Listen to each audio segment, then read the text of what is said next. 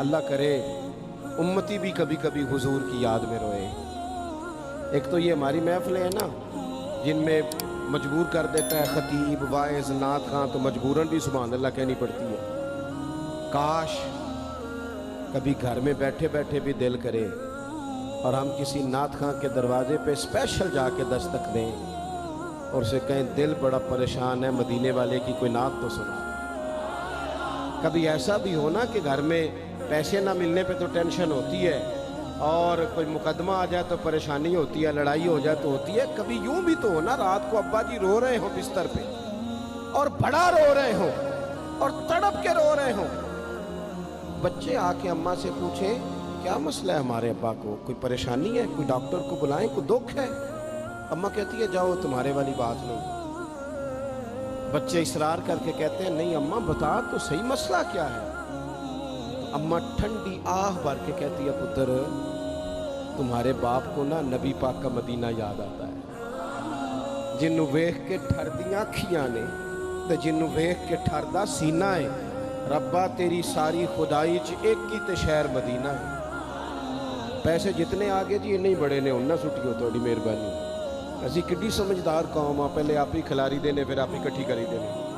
کیسی بات ہے، غوث پاک کی محفل میں لوگ بندے گنتے تھے، توبہ کس کس نے کی، ہماری محفلوں میں لوگ نوٹ گنتے اور اسپیشل بندے رکھے ہوئے نوٹ گننے کی۔ بس کریں یار چھوڑ دیں، بڑا ہو گیا یہ کام ہماری۔ سنیں جی سنیں، اللہ خوش رکھے، اللہ آپ کو خوش رکھے۔ اور میرے بھائی اللہ جزاک، سنیں ہمیں جو کچھ دین نے دے دیا وہ ہماری اوقات سے پہلے ہی بڑا زیادہ ہے، تو یہ نوٹ چھوڑ تو یہ تو بات ہی پیچھے رہ گئی ہے۔ سانو تخت ہزارے دی لوڑ کی ہے، نالے کی لگے شہر بمول دے نال اسی اپنی بال کے سیکنے ہیں، سانو کی لگے کسی اور دے نال۔ یہ چھوڑ دیں یہ کام، یہ کوئی اتنا مناسب نہیں لگتا۔ اللہ جزائے خیر دے۔ آپ توجہ کریں کہ عرض کر رہا ہوں تو شدید حضور سید عالم صلی اللہ علیہ وسلم رو رہے ہیں آزمائش میں، امت کی آزمائش کو دیکھ کر حضور رو رہے ہیں کہ امت آزمائش میں۔ حضرت جبریل نے جا کے عرض کی یا رسول اللہ وہ جو خاص حساسیت ہے نا حضور کی طبیعت میں امت کے حق میں، اس کے لیے حضور رو رہے ہیں۔ تو رب کریم نے کیا پیغام دیا؟ کہا کہہ دو محبوب سے جا کے وَلَسَوْفَ يُعْطِيكَ رَبُّكَ فَتَرْضَىٰ، محبوب رب آپ کو اتنا دے گا کہ آپ اپنے رب سے راضی ہو جائیں گے، راضی کیا جائے گا امت کے حق میں۔ اور حضور فرمانے لگے جب تک ساری امت جنت میں نہیں جائے گی میں نے راضی نہیں ہونا۔ حضور کا یہ رشتہ حساسیت، چونکہ ہمارے پاس تو اب ہم بعض دفعہ لگتا ہے کہ زیادہ عالم ہو گئے لوگ، تو ہماری دیواروں پر نا اسکولوں کی دیواروں پر انگریزوں کے قول بھی اب لکھے ہوئے ہیں، تو کئی دفعہ پوچھنے کو دل کرتا ہے انتظامیہ سے کہ حدیثیں ساری یاد ہو گئی ہیں بچوں کو، جو تمہیں اب قولوں کی ضرورت پڑ گئی وہ بھی غیروں کے اقوال تک تم آ گئے ہو۔ اس قوم کو تم نے حضور کے فرامین سارے سنا لیے۔ او خدا کے بندو، حضور نے تو اتنا حساس کر کے یہ رشتہ بتایا ہے کہ باریک باریک نقطے بھی سمجھائے، یہ کام نہ کرنا دوزخ میں چلے جاؤ، یہ کام کرنا تمہارا فائدہ، ایک ایک بات کھول کے بیان کی۔ امت کے پاس ٹائم ہی نہیں ہے حدیثیں پڑھنے کا، وقت ہی نہیں ہے۔ ہمارا تو مزاج بن گیا نقطے سننے سنانے کا، نقطے۔ وہ ہمارا نقیب محفل اسٹیج پہ بھاگ کے ادھر جاتا ہے، پھر بھاگ کے ادھر آ جاتا ہے۔ وہ کیوں لگا کہتا میں جملہ دین لگا۔ او خدا کے بندے تو جملہ رہن دیکھا، تو کوئی آیت دے، تو کوئی حدیث پاک پڑھ۔ وہ پھر وہ بعض اوقات میں تو چونکہ کمزور سا بندہ ہوں تو وہ جب 50 کو دفعہ کہتے ہیں نا تیار ہو جو جملہ دین لگا، تو ایسے لگتا ہے جملہ نہیں آئے گا کوئی ایٹم بم بھی آئے گا۔ بھائی تو دے دے جو تو نے دینا، اتنا پریشان تو کس بات کا ہو گیا؟ اور پھر سارے کہہ رہے ہیں جتنے آئے نقیب نعت خواں خطیب سب کہہ رہے ہیں سارا قرآن حضور کی تعریف ہے، تو پھر پڑھنا چاہ رہا ہے تو بھی تو پڑھ کوئی بھی نہیں رہا، کہی جا رہا ہے اپنی زندگی کے اندر۔ حضور نے جو ہمیں اسباق دیے، جمعے والے دن ٹائم پہ مسجد جایا کرو۔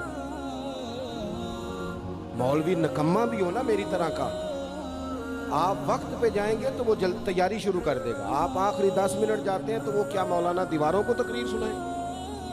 تیاری کریں، حضور کے فرامین سنیں، اور نبی پاک صلی اللہ علیہ وسلم نے جہاں جہاں ہمیں اسباق پڑھائے ہیں وہ اس رشتے کی حساسیت کو دیکھیں۔ چونکہ حضور نے بڑا حساس رشتہ بنایا امت سے، تو پھر امت کے دل بھی حضور کے حق میں بڑے حساس ہیں۔ اپنے مزاج کے لحاظ سے نا نرم طبیعت کے آدمی حضرت صدیق اکبر۔ کچھ لوگ نرم ہوتے ہیں نا بیچارے، جو گیا مان لی، جو گیا مان لی، ان کو لوگ تنگ بھی بڑا کرتے ہیں۔ یہ بھی میں آپ کو بتا رہا ہوں۔ وہ جس بندے کا پتہ ہوتا ہے نا کہ جناب اس کے پاس گئے تو یہ اکثر تارے شاٹ بھی رہتی ہیں، تو وہاں ذرا جاتے بھی لوگ تھوڑی احتیاط کرتے ہیں۔ حضرت ابو بکر صدیق طبعاً نرم طبیعت کے تھے، کشادہ روئی، خندہ پیشانی مزاج کا حصہ تھا۔ وہ دیر تک صبر کرنے کے عادی تھے، لیکن ایک دن ان کے والد آئے جناب ابو قحافہ رضی اللہ تعالیٰ عنہ، بعد میں انہوں نے کلمہ پڑھا۔ وہ ایک دن حضور کی بارگاہ میں شکایت لے کے آئے۔ اب کسی اس بندے کی شکایت آ جائے نا جس کی توقع نہ ہو، جس سے توقع نہ ہو۔ کسی نے کہا تھا نا کہ تجھ سے شکوہ نہیں بے وفائی کا، پر تجھ سے امید بے تحاشا تھی۔ تیرے اوپر امیدیں بڑی تھیں، تو نے یہ جو کام کیا نا یہ تھوڑا عجیب لگا ہے، تجھے نہیں کرنا چاہیے تھا۔ کوئی اور کر دیتا تو چلو بات اتنی سخت نہیں تھی، تجھے نہیں کرنی چاہیے تھی، تیری بنتی نہیں۔ حضرت صدیق اکبر طبی طور پر نرم آدمی، لیکن ان کے والد آئے حضور کی بارگاہ میں، اور بزرگ ہیں اور نابینا ہیں اور لاٹھی تھامے ہو، اور انہوں نے بڑی عجیب بات کی، کہا یا رسول اللہ حد ہو گئی، آج تو ابو بکر صدیق نے مجھے تھپڑ مارا ہے، تھپڑ مارا۔